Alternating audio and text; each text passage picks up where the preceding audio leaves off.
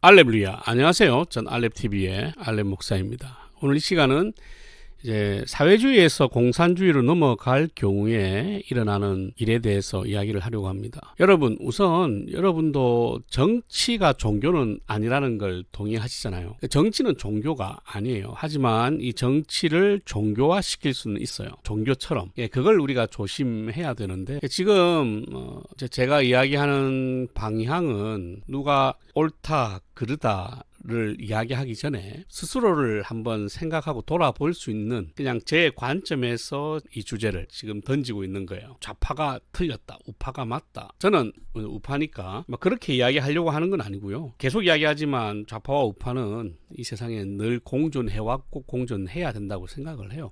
하지만 그 기존은 법치 위에서 공존해야 된다라는 게 저의 생각입니다. 그런데 계속 이제 밑에 댓글을 보면 공산주의는 우상숭배다, 사회주의는 우상숭배다. 여러분, 맞아요.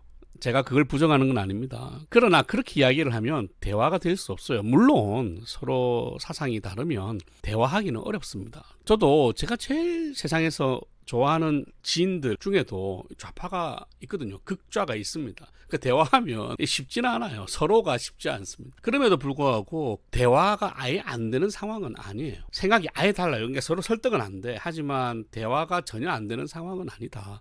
그러면 왜 대화하면서 싸우냐 하면은 정치를 종교화해서 이야기를 하기 때문이라 생각해요. 즉 무슨 말이냐면, 공산주의는 우상숭배, 저는 동의합니다. 근데 그렇게 바로 접근을 하면 안 된다는 거야. 내 말은. 그렇다 따지면은 사랑도, 연애도 우상숭배죠. 우상숭배의 정의가 뭡니까? 하나님보다 더 사랑하는 게 우상숭배잖아요. 연애하는 것도 우상숭배지. 연애하면서 교회 안 나오는 것도, 예배 빼먹는 것도 우상숭배죠. 그러니까 그런 식으로 극단적으로 이제 접근하기보다는, 제가 지금 이 컨텐츠를 계속 하고 있는 목적은 한 번쯤 생각해 보자는 거죠. 저는 어쨌든 기본적으로는 우파지만 지금 보수 정당은 그렇게 좋아하지 않아요. 그러니까 우리도 한 번쯤은 내가 뭘 추구하는지 생각해 보고, 우파 목사가 이야기하는 것을 보면서 좌파 쪽에 조금 치우친 분들도 한 번쯤은 생각해 보자는 겁니다. 대화가 안 되면 어쩔 수 없고, 하지만 제 입장에서는 유튜브를 하다 보니 피할 수 없는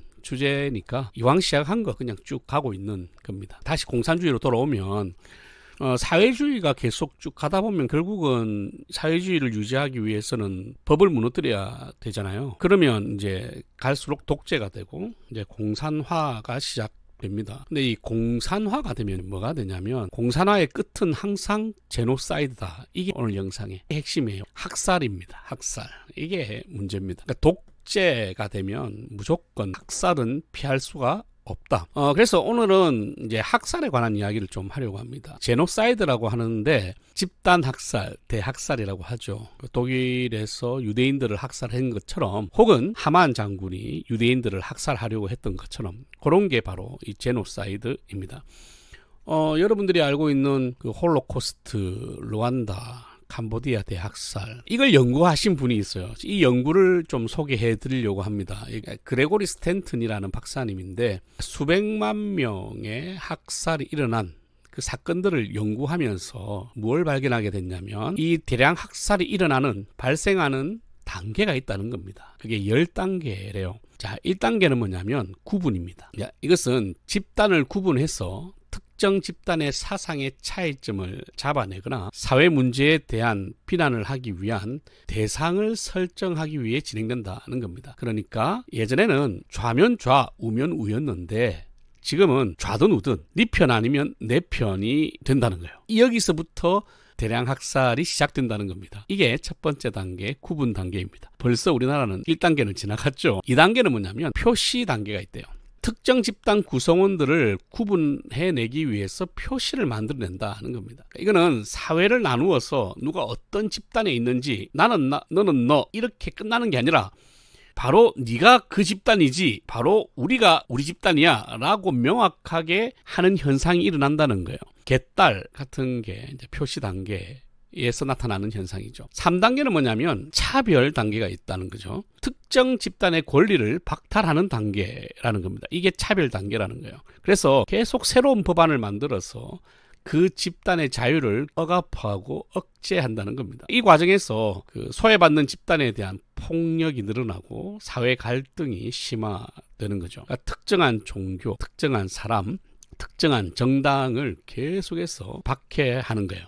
뭐 국회의원들 다 잡아쳐놓고 목사를 잡아쳐놓고 이런 거죠. 종교 수장들을 잡아쳐놓고. 생각해보니까 우리나라가 이미 이 차별 단계를 지나간 것 같습니다. 4단계가 뭐냐면 비인간화의 단계라는 겁니다. 특정 집단을 인간 이하로 상정을 해버리는 거예요. 예를 들면 그러니까 인간이 아니라 짐승이다, 뭐 역병이다, 벌레 같은 이렇게 별칭을 붙여주는 겁니다. 이 인간은 인간이 아니고 인간 이하의 사람이기 때문에 마음껏 때려도 된다 하는 심리적 저항을 낮추는 단계가 있다는 거예요. 이게 비인간화의 단계입니다.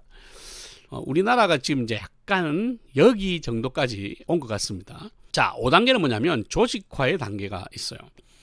한 집단이 다른 집단을 상대로 조직화된 폭력을 행사하는 단계. 이거는요, 사회 지도층에 의해 지지를 받거나 암묵적인 동의를 받아서 행한다는 거죠. 이거는 이제 더 나아가면 군사 조직에 필적하는 조직이 되기도 합니다. 아직까지 여기까지는 안 온 것 같습니다. 근데 우리는 여기까지는 안 왔다 해도 이 단계를 뛰어넘었을 수도 있어요. 왜냐하면 6단계가 오는데 바로 극단화의 단계라는 거예요. 특정 집단을 악마화하여 사회 전반에 대한 행동을 촉구하여 이 악마를 몰아내는 거죠. 이 단계가 오게 되잖아요. 그러면 중립적 의견은 없어지는 거야. 그러니까 중립이라는 게 아예 사라져버리는 겁니다.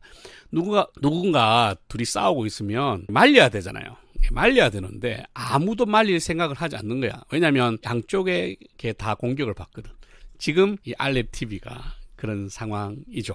제가 지금 어떤 영상을 올리든 우파에서 욕을 하고 좌파에서 욕을 하니까 저는 뭐 욕을 먹더라도 뭐 어쩔 수 없는 건데, 하여튼 이런 극단화의 단계 여기까지 오지 않았나 생각이 듭니다. 7단계는 뭐냐면 이게 이제 끝판까지 가게 되면 준비 단계가 있어요. 여기서부터 이제 학살이 시작되는데 준비 단계가 있습니다. 대량 학살을 위해서 그 대량 학살을 하려고 하는 그 집단의 구성원에 대한 신상을 모으기 시작합니다. 네. 뭐 이거랑은 조금 다른 부분이겠지만 지금 정부가 국민의힘의 그 당원들의 정보를 다 수색해서 가져가는 그런 행위, 뭐 그런 걸 수도 있겠죠. 그리고 그 사람들에게 특정한 인식표를 수여를 하는 거죠. 그래서 이제 수용을 하기 위한 시설을 준비합니다. 뭐 여기까지 우리나라는 아직 오는 건 아니에요. 하지만 이제 북한 같은 경우는 지금 이런 단계가 있잖아요. 수용소가 있으니까 결국은 대량 학살을 위한 준비 단계가 이제 시작된다. 언제부터? 극단화 다음부터 8단계는 뭐냐면 이제 탄압이 시작되겠죠. 어떤 집단은요, 공격하는 그 집단으로부터 계속 이제 폭력에 시달립니다. 그래서 이제 막 강제 이주를 당하기도 하고, 때로는 사회 안전이라는 명목하에 공권력으로 그 사람들을 그냥 찍어 누르는 경우도 있습니다. 그렇게 누르면서 잡아가고, 지금 우리나라의 그 통과된 법안을 보면 경찰의 판단에 정신병자라고 생각하면 바로 집어넣을 수 있는 법안 같은 것도 있다고 하더라고요. 그러니까 이제 점점 탄압할 수 있는 법적인 기조를 만들어가고 있다는 겁니다. 그러니까 저는 이게 안타깝죠. 민주당이 추구하는 진보가 뭔지는 잘 모르겠어요. 진보는 그런 게 아니라고 생각을 하는데, 이 진보를 하는 사람들이 요즘에는 점점 극단화되어가고 아주 폭력적으로 변하고 있다. 법을 지 맘대로 조정하고 있으니까 지금은 탄압의 단계를 준비하고 있지 않나, 뭐 저는 개인적으로 그렇게 생각합니다. 그 다음에 9단계가 뭐냐면 절멸 단계입니다. 이제는 그 사람들을 죽이기 시작하는 거죠. 죽이기 시작하면서 그걸 정당화하는 이론들을 만들어내고 사회적 분위기를 형성합니다. 그리고 법도 정당화하는 법을 만들어 가는 거죠. 그 다음에 이제 10단계는 뭐냐면, 사람은 도덕성이 있지 않습니까? 아무리 나쁜 놈이라고 해도 기본 이상이 되면 도덕에 이제 문제가 생기면 나중에 자기가 공격을 받게 되니까 이제 부정 단계에 도달하게 된다고 합니다. 대량 학살을 해놓고 자기가 이제 부정을 하는 거예요. 증거를 인멸하고, 그 다음에 죽은 놈이 잘못이다. 우리는 당연히 짐승만도 못한 인간을 죽였을 뿐인데 사실은 죽인 우리가 피해자다. 얘네들이 죽었어야만 이 사회가 살 수 있다. 그런 단계까지 온다는 겁니다. 국회의원 중에 지금은 잘렸지만 최록강이라고 하는 사람 있잖아요. 예, 그분이 이 찍들을 다 죽어야, 한 놈도 빠짐없이 다 죽어야 이 나라의 진정한 민주주의가 실현될 것이다라고 이야기를 한 적이 있어요. 그게 바로 이런 생각인 거죠. 제노사이드에 대한 생각입니다. 그러면 그 국회의원 혼자만 그런 생각을 할까요? 아니죠. 이미 민주당에서 검증해서 올라간 사람이잖아. 그러면 위에서는 다 똑같은 생각을 가지고 있다라고 보는 게 맞을 겁니다. 무슨 말이냐면 이게 공산화가 되면 일어나는 최악의 상황이라는 거예요. 즉 지금 우리나라는 공산화로 빠르게 진행되고 있다. 법은 공산화로 전환하기 위해서 어느 정도 많이 바뀌어져 있다. 근데 국민들은 사실 잘 모른다.